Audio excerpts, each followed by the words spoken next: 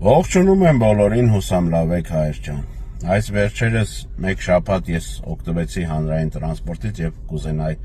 խոսել այն երևույթների մասին, ովքեր որ մտնում են հանրային տրանսպորտ եւ վճարում չեն կատարում։ Տեսեք, 2-3 հոգու հետ այսպես զրույցի բռնվեցի եւ հարցնելով թե ինչու չեք վճարում, ի պատասխան մենք դեմ ենք թանկացմանը, մենք չենք ուզում էսկոմ ենկոմ եւ դրանով իրանց արդարացնում են չվճարելը։ Հարցս տվյալ արարածներին։ Երբ որ մտնում եք խանութ եւ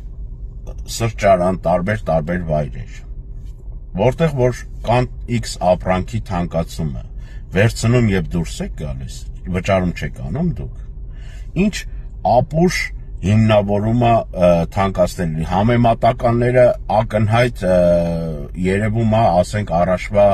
տրանսպորտի որակը եւ այսօրվա սպասարկումը եւ մնացածը։ Մենակ դուք եք երևի շատ խելացի եւ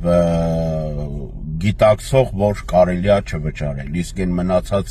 98-99% մարդիկ, ովքեր որ վճարում են, այդքանը չեն ֆայմում եւ վճարում են։ Ամոթ ձեզ, այսքան բան կասեմ։ Այսքանը հայր ջան, լավ եղեք, միշտ նոր հանդիպում։